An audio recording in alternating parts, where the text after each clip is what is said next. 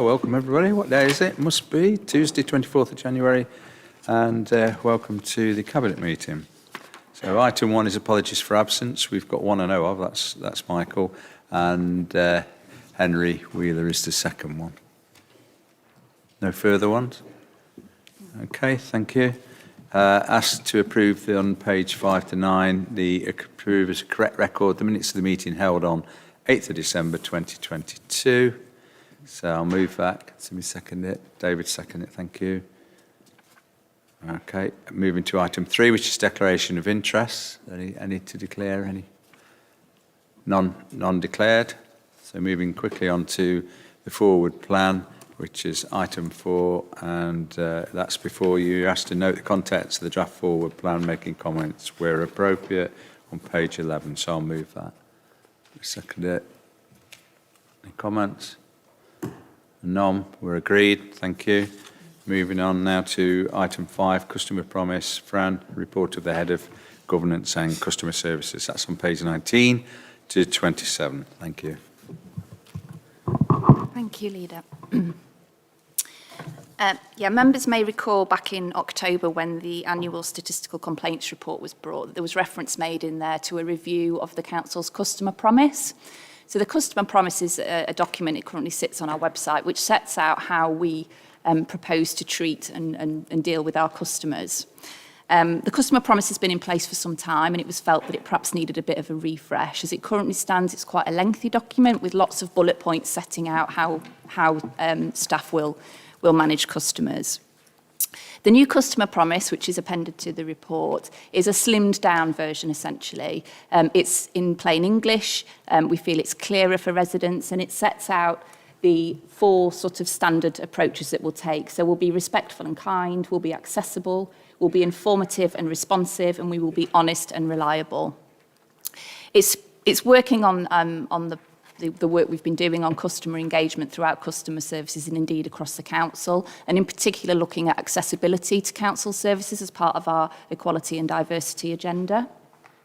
So as I say, the document for us, we feel it's clearer, it's easier for customers to understand, and it also removes, from the current customer promise, there was a sort of declaration on the bottom about how we expect customers to treat us. But again, as members will be aware from the previous Cabinet meeting, we now have a council's unacceptable customer behaviour policy, which sets out clearly the way that we expect to be treated by our customers. So the sort of strength of that comment has been removed from the customer promise and incorporated within that policy document. So the main purpose of the report was for members to consider the newly drafted customer promise for approval and publication on the council's website. We'll then be doing work with staff across the council to ensure that they are fully aware of the new promise and they are implementing that throughout their work streams. In addition, the report sets out details of work that customer services have been undertaking to improve customer engagement throughout the council, which is one of the priorities in the old Gedling plan. I think this particularly evolved out of the COVID-19 pandemic. So previously, the council set up an outreach hub at Carlton Fire Station.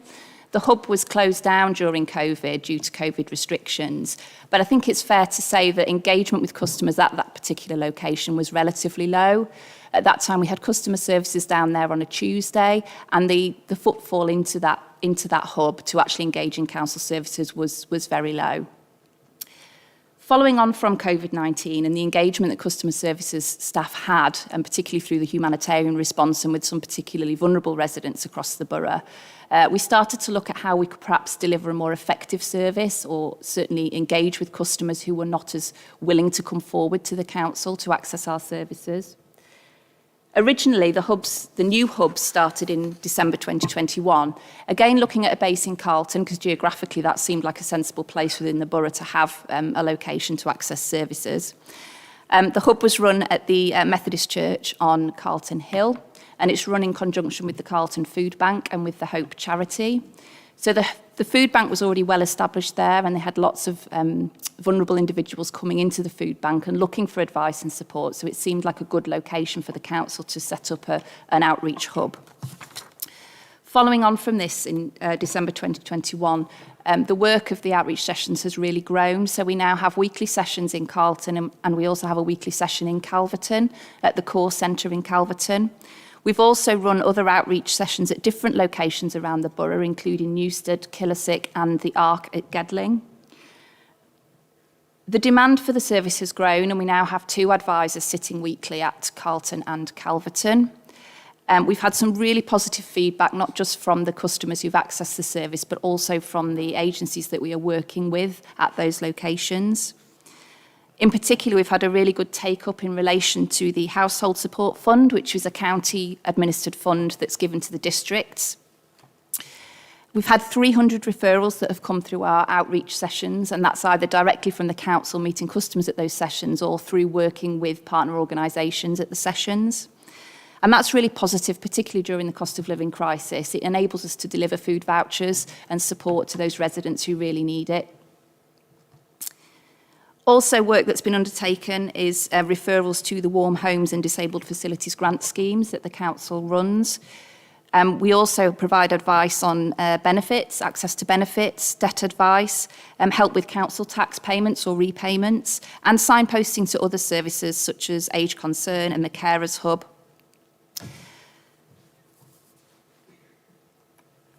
In addition to the outreach work, they've also provided an infographic which just sets out the level of support and engagement that customer services have had over the last year, and really kind of the positive success and the targets that they're really hitting in relation to the work that they're delivering. I think customer services have really recognised that their role within the organisation has really changed since COVID. A lot of our services have now moved online and customers can access services digitally, and to be honest, that's the way that a lot of our customers would prefer to access services. Ideally, they don't want to have extensive engagement with the council. It's a transactional arrangement. They contact the council once and they want it to be quick and easy. So what we're trying to do with our outreach work and with the other measures we're putting in place is really engage with those customers who need our services but are not currently accessing them for a variety of reasons. It could be geography, it could be in terms of IT literacy, it could be due to mental health issues. And indeed, our customer services team have recently had specialist mental health awareness training in relation to how to engage with customers and how to recognise signs of when customers may need extra support or reasonable adjustments. So thank you for giving me the opportunity to present this. As I say, I wanted to just update members around the work undertaken by customer services and to seek approval for the customer promise. In terms of the customer promise, although it's been is evolved out of customer services, this is a document which applies across the council. It applies to all staff that are interacting with residents and with customers. So this isn't just a customer service focused approach. This applies across the whole organisation. And as I say, I will be undertaking further work to promote this to all staff to ensure that we are delivering on those standards. Thank you. Thanks, Fran. Good report there. Pleased to see the customer promise. I'm also pleased to see the figures on the back. The was it 8,000 something people we had face-to-face, considering that was through the COVID period as well, because there are people that haven't got the phones, all the fancy equipment to access these things, and people feel quite satisfied with being able to come into us. And I think we should, for a long while, I know we'll all pass on at some point, but at the moment, it feels as though you belong to something, whereas if you're just on a phone line, it doesn't, and sometimes it does depend on what mood the person is at the other end of the phone as well. If dealing, so I'm pleased to see that, and it's to see, you'll see it now. I think there are announcements right, left, and centre over the closure of banks. Where are we going to go to with that eventually? I don't know. I think it's probably an opening there for a business that somebody will probably do an old-fashioned where you can go in there and talk to a manager, because I know when I started in business, to get any money to get towards that, you had to go in there, be interviewed, grilled, flogged in some cases, but to get that support, and you had to show that you've got a clear audit trail of that you were, you weren't just messing around, you meant something positive. So I'm pleased to see that. The other one on there is the carbon. This is a reminder for people listening to this or to have a look at it on page 24 about carbon reduction, sustainability implications, I think, which is good. I know some of the members undertook some training yesterday, and it offsets it there. That people going out to outreach would they go out to outreach, and yes, they'd use a vehicle, but again, it does stop people coming in. So, it sort of equals itself out, but there's a clear explanation there. Right, I've got, have we got first? Viv, I think. Yeah, Viv. Thank you. Thank you, Leader. Thank you for the report, and I will, very much welcome that. Anything that makes it much more simpler and gives options for our residents in terms of accessing services. Just a couple of things I just wanted to pick up with you, Fran. In terms of language, I'm just thinking about the population. You used the word at 1.14 plain English. I feel that maybe we should change that. I think it's a much more friendly document that's open to all our communities. I don't think we need to say the word English, because I think we've got a whole mix of people in our community. And I did wonder around different languages. Obviously, have we got documents in different languages? And also, do we have the access to translation as well, in terms of, because it was interesting looking at our recent census, in terms of there is a percentage, be it small, but there is a percentage of people within our borough that can't speak English as their main language. So I think we just need to be aware of that and around in all of our hubs. But absolutely welcome face-to-face. The options for people to access services, I think, is definitely the right way. So, yeah. Thank you. David. Thanks, Leader. I'd like to thank Fran for the report as well. It's although it starts off as a customer promise, it's actually the analysis of the customer engagement I think is really interesting. How things have changed, but it shows a changing pattern of demand and need. So on the demand side, we had COVID, which accelerated the move to online and closing some of the closing the Carlton hub and stuff like that. But that's interesting. But I find the most fascinating part is the need. It's the changing role of customer services. Well, you talked about benefit and debt, and we talked about mental health, and just the links with having to now make links with other people, like the warm hubs, like the access to shareware, like the Carlton Community Hub and the food bank. It just shows, 10 years or 12 years of austerity and the cost of living crisis and the pressures that it's putting on the people, the community, and the council to respond. So I'm happy to welcome the report, and hope, as you say, it does improve our customer engagement, but it is very interesting what it tells us about our customers and the state the people are in Gedling. So thank you for that. Thank you. Anyone else? There's no one else. It's moved, seconded. We agreed. There we are, Fran. You've got 6 yeses there, whatever programme that relates to on the TV. All right, we'll move over to the next one, which is item 6, I believe. Prudential Code Indicator Monitoring, Q3 Treasury Activity Report, and that will be down to Paul. Yeah. Paul. Thank you, Leader. Yes, this is the third quarterly report that we've presented to members this current financial year.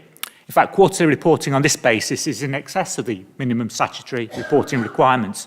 So we operate at a high level in terms of frequency of our financial reporting on Treasury activity. As everyone's no doubt aware, the economic climate has been subject to great volatility in recent months. Consumer price inflation, CPI, reached as high as 11.1% in October, although it started to decline somewhat, come off that level in recent months. However, it's still extremely high compared to historic levels and indeed to the Bank of England Monetary Policy Committee's 2% target. The Monetary Policy Committee increased interest rates to 3.5% at their last meeting, and there's presently speculation that there could even be a further 0.5% increase at their next meeting. Our Treasury advisors, Link Asset Services, they expect interest rates to reach 4.5% by June 2023. One positive for us as a Borough Council is that the increase in interest rates has resulted in more income from our investments, which are mainly term deposits and money market funds, than we'd initially expected. Our original budget for this year, 2022-23, was £60,000 in investment income. However, we're now projecting £287,000 for the year, as shown in the Budget Monitoring Report, which is the next item on today's agenda. No new borrowing has been undertaken in the last quarter, or indeed in the financial year to date. The Council's maintained sufficient cash and short-term balances to meet all of its liabilities as they've fallen due, and no liquidity problems have been encountered. Further borrowing will be required at some stage to finance planned capital expenditure, but there's no requirement for this at present. However, this will be kept under review. The Council has not undertaken any debt rescheduling in the last quarter, or indeed in the current year. The recent rises in interest rates may at some stage present rescheduling opportunities, and again, we'll keep this under review in association with our Treasury advisors. As a Council, we're required to ensure that the Council's borrowing activity is conducted in accordance with prudential and Treasury indicators set by full Council at the beginning of the financial year. This is to ensure that any borrowing activity that we undertake is both affordable and sustainable. These indicators are set out in Appendices 1 and 2, and it can be reported that the Council has complied with these in full. That's all I've got to say about the report as such at the moment, but I'm happy to answer any questions that any members may have. Thank you. Thanks for that, Paul. Any questions? David? Thank you. It's not a question. It's just I welcome the report. Somebody used to say prudence with a purpose, didn't they? So this has been a prudential report with better performance on our investment returns and better performance on our borrowing. So it's in the right direction. Thank you. Anyone else? No? So move that recommendation, which we're asked to note. That's on page 31. I'll move it. Seconded, David. Thank you. We agreed? We're agreed. Thank you. Moving on to item 7. We're still with Paul, I believe. Yeah, thank you, Leader. This is the quarterly budget monitoring report for quarter 3. In terms of the general fund revenue budget, there's a forecast underspend of £56,800 for the year as at the end of quarter 3, which is proposed to transfer to the inflationary pressures reserve. The primary reasons for the underspend are mainly fourfold. There are savings on rent allowances of over £77,000 due to a reduction in the bad debt provision in respect of cases transferring over to universal credit. There's also backdated income in respect of the rental of the Civic Centre from DWP of over £60,000. Also, as well as we just spoke about in the previous report, additional investment income as a result of the rising in interest rates and availability of balances to invest. And also as well, because I'll come on in a moment, we've been able to defer some capital expenditure till next year. There's some savings on borrowing costs in this current year. These savings will be partially offset by an anticipated refund of £150,000 on taxi licence fees in respect to previous years, as identified in a fee setting review and reported to Environment and Licensing Committee, and also a reduction of £45,000 in anticipated income from burials. Collection rates for council tax, they're slightly down. I think most people would expect that in respect to the current financial climate. However, income received from business rates in the current year is ahead of target. In terms of the capital programme, there are one major addition there is in terms of Arnold Marketplace, an additional £200,000 set out in the report. But that's been more than offset by deferrals into next year. The primary ones are in respect of Burton Road and Station Road, £100,000 that were initially earmarked for some preliminary feasibility and survey work, and also by £100,000 on play areas, which we're now going to undertake in the next financial year. That's all I've got to say about the report itself, but we're happy to answer any questions that members may have. Thank you. Thank you. Do you have any questions? No? Apart from well, I don't know where it's been reported, but it should have been reported that, excuse me, all the shops have gone in the Arnold Marketplace, which I think is a good effort, without a doubt. They're all there. They're all new businesses, and they've all, all moving forward. So I think it's been a long, hard slog, but at the same time, hopefully that will show dividends for the local economy. Excuse me. We're asked to approve the general fund budget environment set out in Appendix 1. That's 2, we have to note the use of the reserves and funds during quarter 3 as detailed in Appendix 2, and to approve the changes to the capital programme included in paragraph 4. I'll move those. Seconded, David. Okay. Agreed. We're all agreed on that one, so we're moving on now. That was the budget monitoring report. We're now moving over to, I think it's you, Mike, is it not? It is. Please, thank you. That's item 8. You got it? There it is. Okay, thank you, Leader. So this report sets out the performance data for the Council at the end of quarter 3, which takes us up to the end of December last year, 2022. As always, starting with the actions, there are 90 actions currently active in the multi-year Gedling plan, which is due to end in a couple of months' time at the end of March. At the end of quarter 3, we had completed 18 actions, with the remaining 72 still on target to be delivered by March. In terms of performance indicators, there are 32 of them. 18 were on or above target, 5 were slightly below target, and 3 unfortunately did miss the target.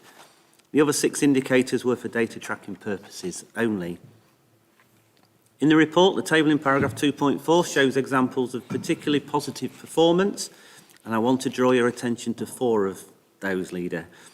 Firstly, the number of long-term empty homes returned to use.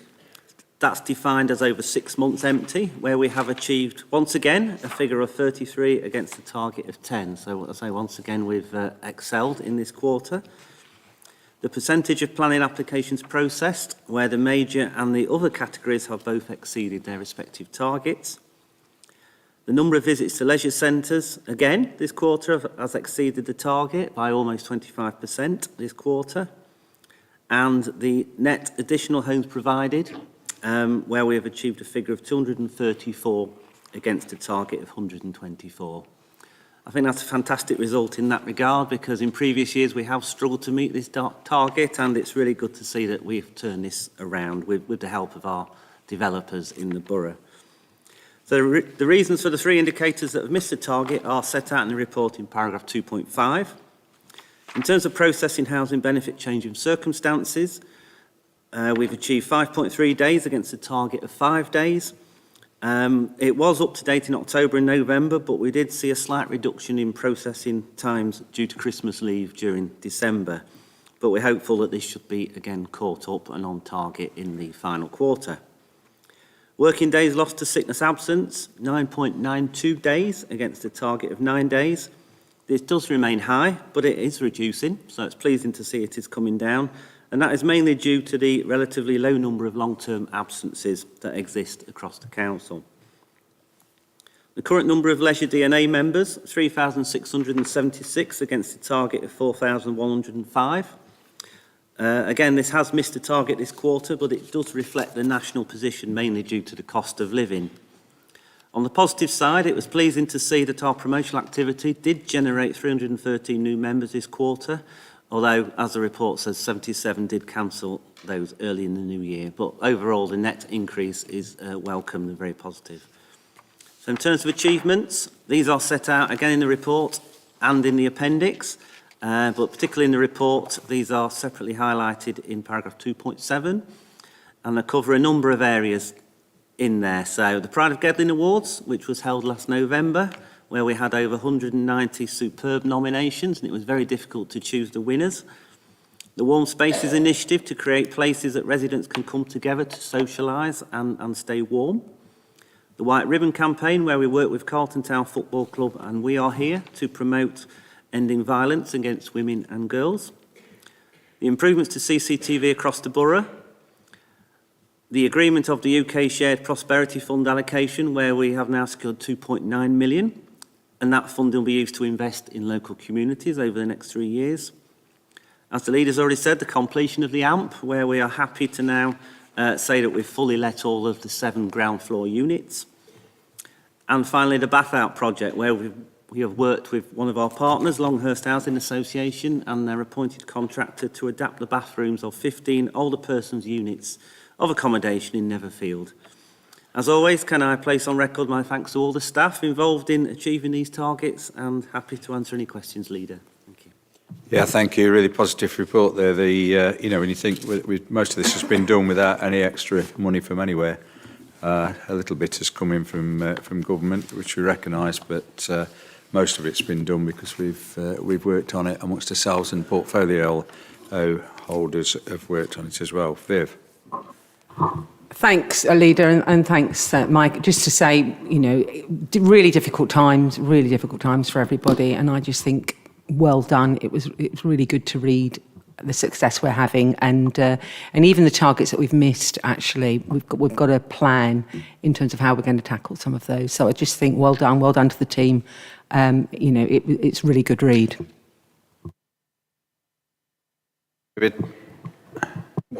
Thanks, Lee. Yes, I'd like to thank the Chief Executive for the report. It just shows, as Viv said, in difficult times, and with all the pressures that are on us, we're still making really good progress and making a real difference, I think, to people in the community. I would want to. We can all go through and pick out different ones. I'd like to pick out three. This morning I was at Killersick Park, where the CCTV camera column was installed. So we're delivering on that, which is a good move. The Christmas lights switch on in Arnold, where Roxanne and myself escorted the choirs backwards and forwards from the Methodist Church, and that was a really good evening. You know, school choirs and community choirs all made a good night of it. And then almost coming full circle back to the first report, the efforts on warm hubs, both our own facilities and working in partnership with others to respond to new demands from the community. So it just shows, I think, a council that is responding to what people tell us they want. Thank you. Thanks, David. Rod. Thanks, Leader. And thanks to Mike and his team again for the results of this report that they show. I'd like to highlight one area, and I concur with both David and Viv of the things that have been achieved, but particularly the AMP that's now, as John has pointed out, all the shops have been taken. We regularly use the facilities there, and I think they're a massive addition to the Arnold here and to Gedling generally. And it was achieved during a very difficult period through COVID and also supply issues as a result of Brexit. So well done to everybody and well done to the team. A great job. Well done. Thanks, Ron. Anyone else? Catherine, do you want to say anything about the White Ribbon campaign, which is in there, which was very successful? Just to say thank you to all the officers and councillors and partners that were involved in the. It was a very successful campaign. Obviously, we worked with Carlton Town Football Club and highlighted the work that we are here have been doing with domestic violence survivors and survivors of trauma, and I think that the campaign, obviously the pledges that were made, the people that signed that, the White Ribbon is still available for people to see downstairs as a permanent reminder, so that it's forever in our minds, that this subject is something that should always be at the forefront. So thank you for everyone that's taken part in that. It was a very successful campaign. Thank you. Thanks, Catherine. Yeah, it is. And it highlights the amount of domestic violence that's within our midst, which we were discussing at a previous meeting. Bringing up what David was saying about CCTV and from his portfolio, it's really I don't know how many now we've got. Another 4, is it, that we've got, which is a very good tool in the armoury of the police. And it's something we ought to be proud of. Whichever way we get it, we work with the Commissioner's Office to get this money. And also put some of our own into it to deliver this, to make people feel safer on the streets. It's unfortunate in today that we have to do that type of thing, but it shows that we are committed to it. And like many other things, we don't have to do this. It's not statutory. We don't have to do a lot of these things, but we're doing it for the well-being of our people. One thing I would say, and it's thanks to you, Mike, and to the staff, I've often said about the only way we deliver our budget is because of the people go that extra mile. A lot of the staff do and work far beyond what their remit is, and that's the lost days due to sickness. I don't know how the hell you've achieved that, because with COVID, flus, and every other thing that's around the place, I think that's really, really well done. DNA, you're correct. That's across the country. I see that and hear that from other authorities where they're all struggling. I think we're doing quite well actually from our aspect. But there's still some people down there. Some people need to get confident to go back into those. And something that David mentioned about the warm hubs, which I think we should be proud of that. It's the small amount of people that go to there, but there are people going, and I've got people actually witnessing school pupils going there to do their homework, etc. So, it's helping some people and improving their quality of life. Right, we'll move back to the beginning, and we're recommendations of progress against improvement of performance indicators 2023, Gedling plan for the end of the year 3, be noted. We agreed? We are agreed, thank you. And I think that brings us to the end of the meeting. Thank you very much.